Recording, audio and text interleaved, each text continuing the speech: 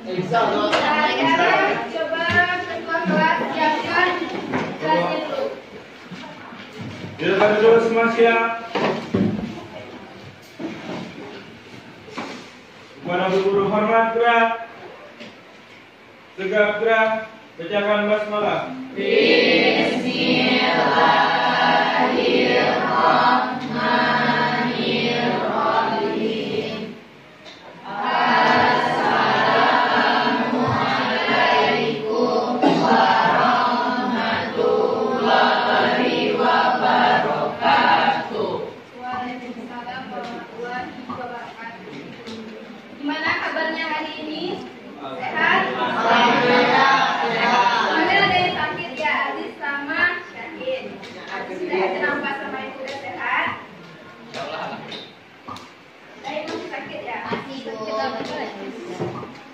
Ada suratnya? Ada.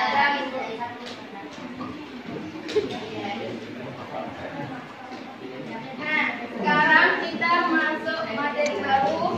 Minggu kemarin kan kalian udah ujian tengah semester. Gimana hasil ujiannya? Tidak ada yang pendek kan semua? Nah, kita hari ini kita akan masuk materi baru yaitu tentang menikmati novel. Sekarang buka dulu, silakan bukunya bahasa Indonesia. Selain dari buku bahasa Indonesia, simpan dulu. Buku paket, latihan sama catatan.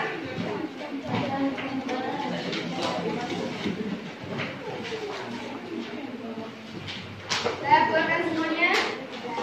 Sudah. Nah, sebelum kita masuk pembelajaran baru, Ibu ingin mengulas sedikit tentang materi kita yang lama. Masihkah ada dari kalian yang tidak paham tentang materi kita yang lama, yaitu teks, novel, sejarah? Ada yang tidak paham? Sudah paham? Strukturnya sudah tahu? Sudah. Kaidah kebahasannya sudah tahu? Sudah. Oke, karena sudah paham, kita langsung saja masuk materi baru kita, yaitu menikmati novel.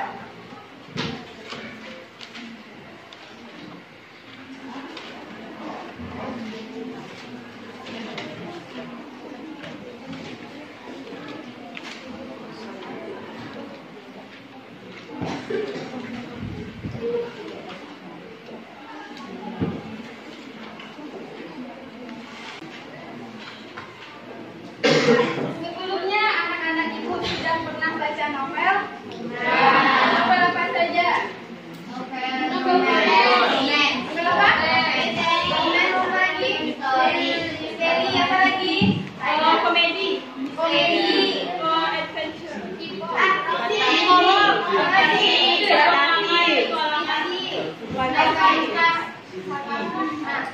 Literasi suka membaca kan? Ya. Iya. Siapa yang suka membaca di sini? Asma. Saya suka membaca. Tapi membaca tergantung ya. Sebelumnya kan kita udah belajar teks, cerita, sejarah, hampir sama kan? Yang membedakannya apa? Kalau novel ini apa saja yang kalian ketahui tentang novel? Cerita. Apalagi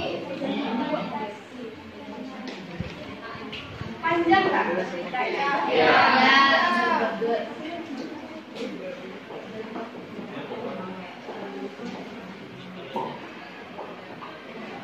Apalagi suatu karya tulis nggak? Ya. Karya tulis. Karya sastra.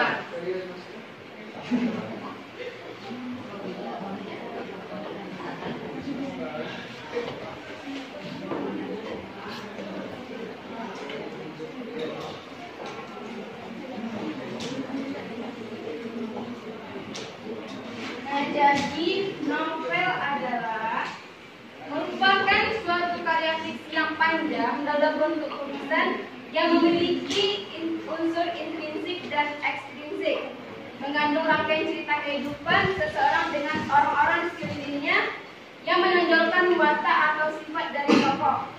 Itu merupakan pengertian dari novel.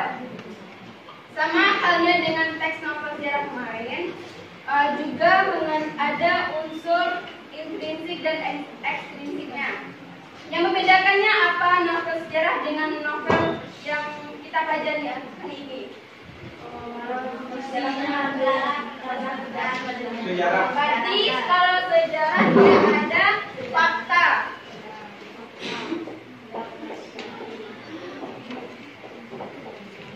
Memang ada, udah nyata kan? Kalau novel sekarang ada unsur imajinatifnya.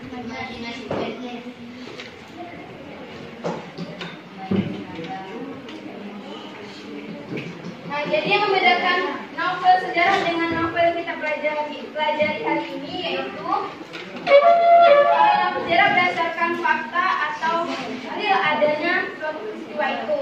Kalau novel sekarang yang fiksi itu ada unsur imajinatif dari pengarangnya.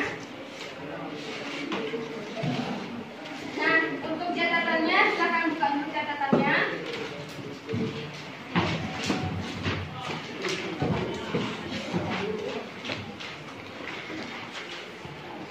Buka catatannya, catat yang ada di depan, yang ada di PPT. Oke.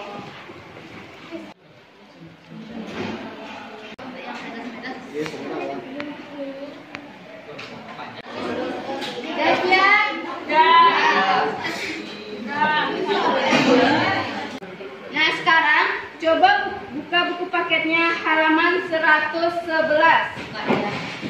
Aku kasih waktu 10 menit baca kutipan Ronggeng Buku Paruk halaman 111. Oke, Bu. Baca dulu. Bercerita tentang apa kutipan novel Ronggeng Buku Paruk tersebut? Soal kehidupan orang di Buku Paruk. Sintil. Sintil itu siapa? Tokoh dalam novel. Bercerita tentang apa lagi? Menjelaskan suasana. Apa lagi? Latar tempat. Menjelaskan tempat atau tempat dari desa di Buku Paruk tersebut. Jadi intinya pada kutipan tersebut menceritakan tentang bagaimana kehidupan masyarakat di desa Buku Paruk. Kalian tahu Ronggeng? Ronggeng itu apa? Kalian tahu Ronggeng? Ronggeng itu penari dari Jawa.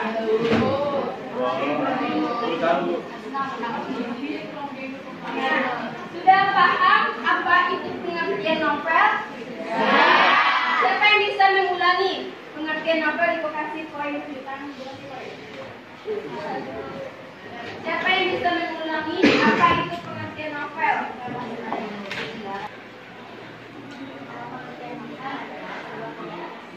Yang panjang, yang memiliki unsur eksplisit dan unsur intrinsik di dalamnya yang bersifat imajinasi dari. Jadi intinya novel itu merupakan suatu karya fiksi yang panjang yang menceritakan tentang kehidupan seseorang tokoh dengan orang-orang sekelilingnya menonjolkan watak atau tokoh dari tokoh tersebut. Dalam novel terdapat itu unsur intrinsik dan ekstrinsik. Kalau unsur intrinsik itu apa? Unsur yang dalamnya. Dalam novel apa saja yang terdapat?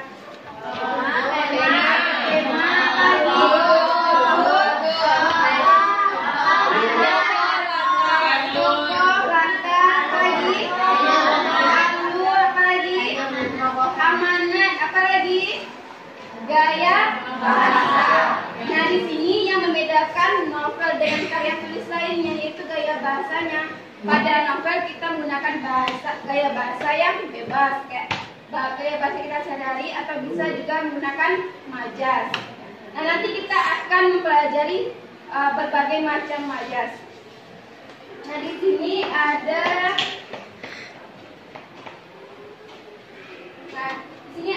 unsur novel. Yang pertama itu unsur intrinsik. Nah, sekarang untuk melengkapi catatannya, kita catat dulu unsur intrinsiknya, nanti Ibu jelaskan. Catat dulu ya. Nah, sekarang semuanya boleh mencatat. Nah, sekarang Ibu akan menjelaskan unsur intrinsik dari novel. Unsur intrinsik ini terdapat pada dalam novel. Yang pertama itu tema. Tema itu merupakan ide dari kita membuat novel. Misalnya kita mau membuat novel, ingin temanya seperti apa? Tentang persahabatan kah? Tentang pendidikan? Atau apalagi tentang horor atau tentang cinta, adventure, tentang romantis, romance atau bisa. Nah, tema ini kayak apa ya? Dasarnya atau ide awal kita mau bikin novel. Jadi pada tema itu gagasan atau ide utama dari sebuah novel yang berisi gambaran luas. Yang kedua ada tokoh dan penokohan. Tokoh itu apa? Pelaku yang ada pada novel tersebut. Apa yang membedakan tokoh dengan penokohan?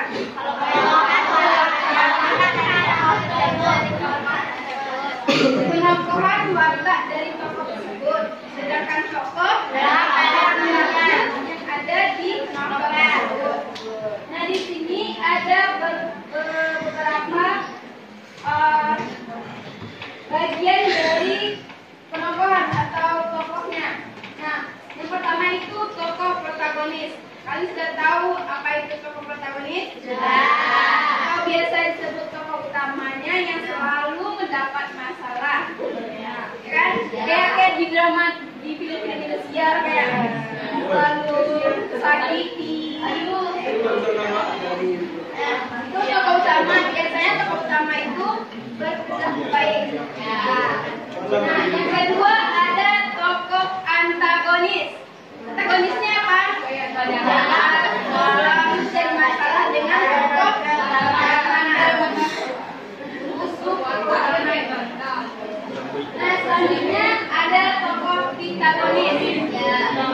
Tokoh ini biasanya penengah antara tokoh protagonis dengan antagonis, atau bisa jadi tokoh ini bersifat netral. Ada dia bisa berpihak ke antagonis, ada berpihak ke protagonis, atau bisa menjadi penengah di antara kedua tokoh tersebut. Lanjut unsur yang selanjutnya yaitu alur. Dalam novel itu kan ada peristiwa, kejadian kan. Nah, butuh alur kita menceritakan peristiwa tersebut. Apakah kita menggunakan alur maju, alur mundur, atau alur campuran? Alur maju ini seperti apa? Contohnya ya, ceritanya selalu dari awal hingga akhir. Kalau mundur dari balik ke masa lalu. Kalau campuran nanti gabungan antara maju dan mundur. Kadang dia maju, nanti mundur, maju lagi, mundur lagi. Jadi campuran. Nah, selanjutnya ada latar atau setting. Latar ini gambaran peristiwa-peristiwa yang maju pada tempat, waktu, dan suasana. Tempat melukiskan di mana cerita itu terjadi. Kalau waktu melukiskan kapan kejadian itu terjadi. Kalau suasana melukiskan bagaimana suasana dalam cerita tersebut.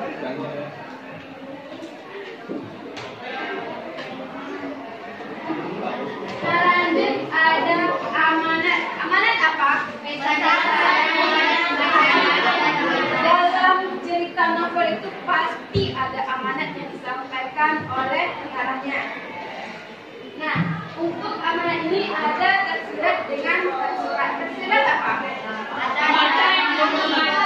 pembaca yang menyimpulkan tidak nampak. Kalau tersurat,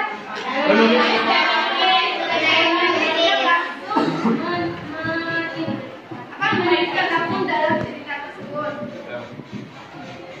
Lanjut ada gaya bahasa. Nah, gaya bahasa inilah yang membedakan karya novel dengan karya-karya lainnya. Gaya bahasa itu corak pemilihan bahasa yang digunakan oleh pengarangnya. Baik misalnya menggunakan bahasa yang majasnya membandingkan antara satu benda dengan benda lainnya, atau menggunakan majas yang berlebihan. Yang selanjutnya itu sudut pandang. Sudut pandang ini bagaimana? Strategi pengarang menceritakan cerita tersebut. Dalam sudut pandang ini ada dua, yang sudut pandang orang pertama dengan orang ketiga. Orang pertama ini contohnya seperti apa? Aku. Nah, pada sudut pandang orang pertama inilah pengarang kayak langsung terjun dalam cerita tersebut, kayak menggunakan dirinya langsung gitu. Dia langsung bercerita pada cerita tersebut. Kalau sudut pandang orang ketiga ini, pengarang bisa menggunakan kata ganti dia, atau bisa menggunakan nama dari tokoh tersebut, kayak nama Habib, atau tokohnya bernama Habib, atau tokohnya bernama si Rian atau Nanda gitu. Bisa menggunakan nama. Nah, untuk unsur intrinsik sudah paham? Atau ada yang ingin bertanya? Ya, Luli. Kenapa tidak ada sudut pandang orang tua? Siapa yang bisa jawab? Kenapa? Karena orang tua itu apa? Strateginya kayak dia langsung terjun atau langsung masuk dalam cerita tersebut, itu dia menggunakan sudut pandang orang pertama. Kalau dia menggunakan nama atau menggunakan kata dia, itu baru sudut pandang orang ketiga. Beda lagi dengan kata ganti ya, kata ganti orang ketiga atau kata ganti orang kedua, itu bisa jadi ada dalam dialog. Itu masuk pada kaidah kebahasaan yang digunakan pada novel.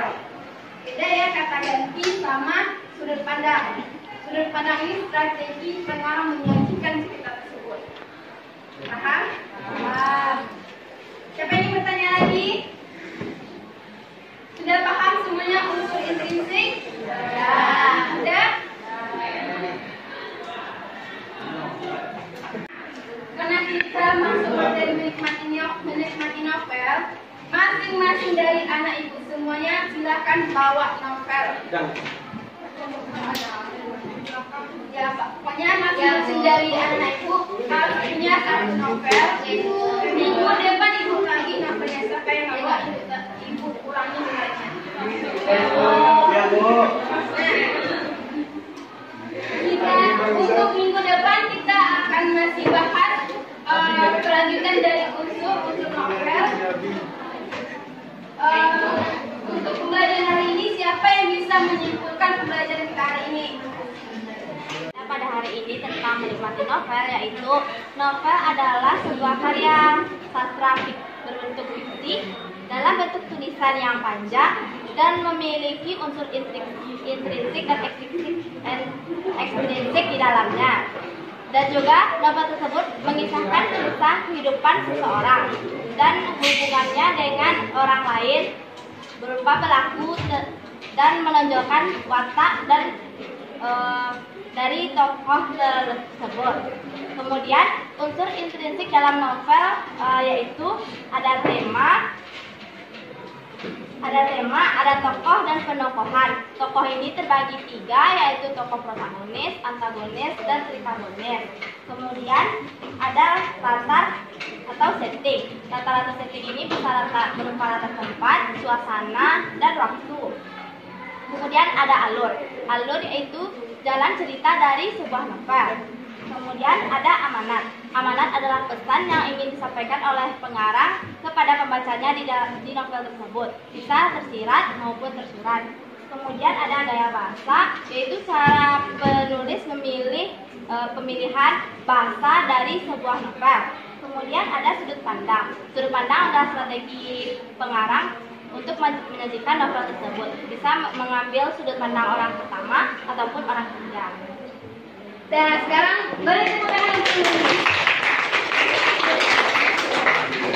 Ya, terima kasih ya atas pembelajaran kita hari ini. Semoga